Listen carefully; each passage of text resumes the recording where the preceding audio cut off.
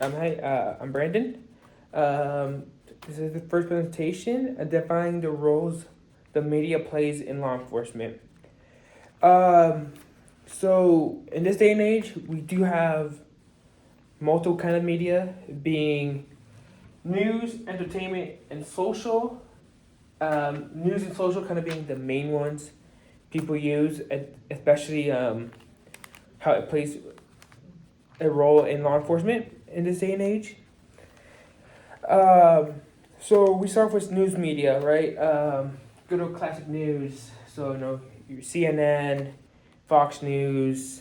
What's the local station here? King 21, I believe. Um, Typically, their main goal is setting an agenda. You know, they choose what is shown. I guess they choose the worst ones. It kind of may paint a picture showing how law enforcement is abusing their powers, right?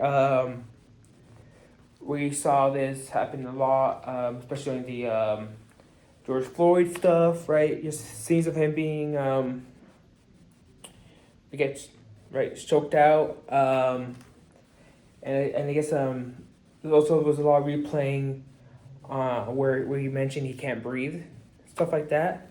Um, yeah, so they focus on the high profiles of the news, right? So we sometimes don't get the whole story, right? We just get what moves us or motivates. That's what they're trying to get, right? That's their agenda. But in doing so, this makes it seem that it's a commonplace now, where police are abusing their power, being racist and stuff like that. It makes it look like a commonplace. Yeah, and it also, like I said, not only the agenda setting but framing. Like I mentioned, it's just showing what they want to show us, not seeing the whole picture of what actually happened. If the scenario would be like it's a normal traffic stop and all that, and right online, the officer walk up, nice and calm, not being rude, being respectful and all that, and then the driver is not being compliant and being aggressive, passive aggressive, and that changed the moods, right? The officer gets annoyed and stuff like that, and then after that, if that person decides to record, all we see is the officer in a bad mood. We don't see how he got to that point. So, it just shows what they want to show us. Social media, like I said, it's another one. Kind of the same gist of news, but the difference is it's more popularized. Not everyone watches the news, right? Especially for younger generations, we tend to be more on our phones and looking at social media, reels, TikTok, whatever, and we just get to see stuff like that, right? Stuff like that pops up, and we can see it. And the problem with this is the old system has like the algorithm, right? It tends to show you videos that you liked before, right? The same trends, right? So if you liked videos of a dog riding a scooter, it will show more videos of that. In doing so, if you start looking at like videos of people getting hated on by police and stuff like that, you will tend to see more videos of the sorts. And I think the kind of puts a mind trick on you, thinking once again, it's all these things are happening more common, right? Police brutality, use of unnecessary force, and stuff like that. It makes it look more common. Yeah, that's kind of it for the first point. Yeah. All right. Second point being,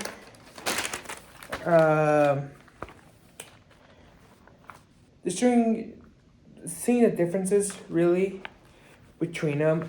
Like I mentioned, let's start with news. News, they really show the information, right? They show statistically, how crime go, how the crime rates are, who is getting targeted, and stuff like that, right? Like I said, they frame the main issues and the agendas. I forgot what that says. I can't read my writing. Yeah, that's the word. But yeah, like I said, their main goal is to teach us. Even though, like I said, sometimes it's the high profile stuff, right? It's not really like the lore stuff where like local cop, helps out family and stuff like that. They show more like local cop returns fire and kills a bystander, stuff like that. More, yes, clickbaiting stuff is maybe the right word. Entertainment, right? We didn't talk about this much on the previous point, but entertainment also plays a big role because most of us don't actually have an everyday interaction with law enforcement. Most of us probably see entertainment, right? You see all the cop shows, The Rookie, what's another cop show? Law and Order, maybe even Criminal Minds and stuff like that. Hell, you can put Brooklyn Nine-Nine on that. More of a comedy person. And we, though not, you don't actually portray the justice system and the due process. They tend to kind of give us an idea, and it kind of shows like the culture, and especially the stereotypes. I remember kind of beginning of the quarter, we did an exercise where you made us think about stereotypes, right, in crime shows, being like the rogue cop, always firing, always getting the suspect, stuff like that, right? Unfortunately, in the real world, that rarely ever happens. And because, like I said, most of us don't have that everyday interaction with law enforcement, hopefully, we don't get to see what actually happens. All we have is this Hollywood version of the justice system and how officers operate. So social media, the role is really participate. We rarely get to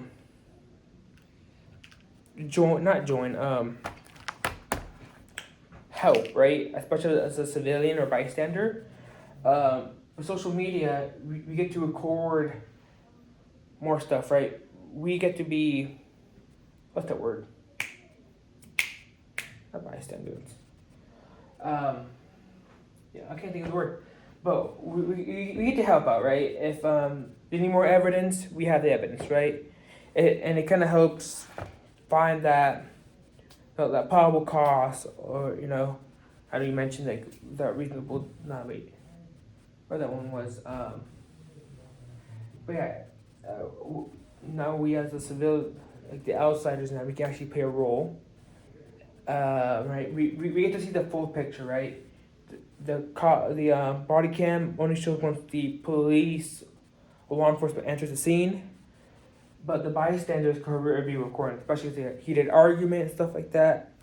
We tend to now record stuff with our phones, like it's a normal day object, so it goes on us. So like I said, but it also amplifies it. So instead of becoming like a local news and like, especially in those small town area, like, oh, you know what happened to Jerry, now the whole world knows, right? Like I said, it goes back to the algorithm. If you tend to follow like crimes and stuff like that will show up on your feed, and you get to learn more. So yeah, that's kind of the roles of each of them. Hopefully I kind of explained that right. Then we go over to the benefits. Benefits and challenges of having media, or how it helps law enforcement. what's it? The role it plays, right? Benefits. It increases transparency. Except we get to see more, especially when it comes to like online stuff. We not only are basing our information off of the news, we're also seeing what an actual person that was there. Because sometimes the news can't show a lot of the stuff, right? Or they come after the fact.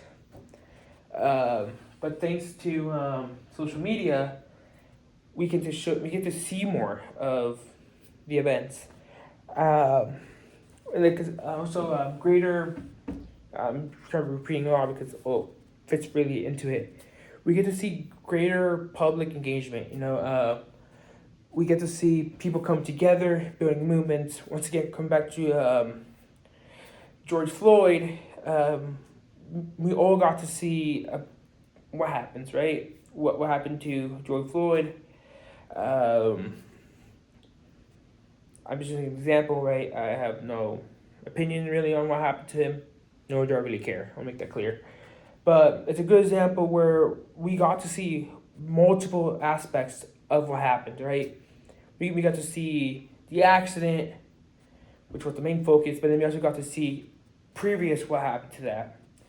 I want to talk to that on the case study I found on how we come together and start a protest or a movement that we can all gather behind. Some challenges that come with it is once again, it falls on the framing. People only show us what we want to see, right? If the person who is posting the video already has a bad opinion of law enforcement, they might only show that bad experience, right? Once again, kind of, was it Serial? Oh, which one was it? Which broadcast was it? I believe it was Serial, where I think the first episode, right? Bar fight, where I forget her name. It's been a minute. Where she was getting harassed by one of the gentlemen in the bar. Right, she gets slapped and then she gets jumped, and then she throws a punch and punches the officer. Right, and of course the officer charges her with assaulting an officer and all that, pretty sure it's a felony crime, and all that good stuff. She goes to court, and it's bad news for her, right? But the fact that, like I said, in the police, the officer's point, he didn't see them, even though the video can clearly see what happened. But in that moment, the officer didn't know that she was getting attacked. All he sees is that punch in his face, and that's basically that's one of the big challenges really comes to. It's people kind of just screenshotting that bad taste, that negative effect of what can happen, right? One of the downside of that. All right, and then the case study. I chose the killing of. I might be butchering the name, but Breonna. I'll go Breonna. Breonna Taylor. 2020. So on March 13, 2020, officers, I forgot which state it was. I got everything but the state. Awesome. Louisville Metro Police Department. LMPD. I just use LMPD. Oh, what's the marker? LMPD.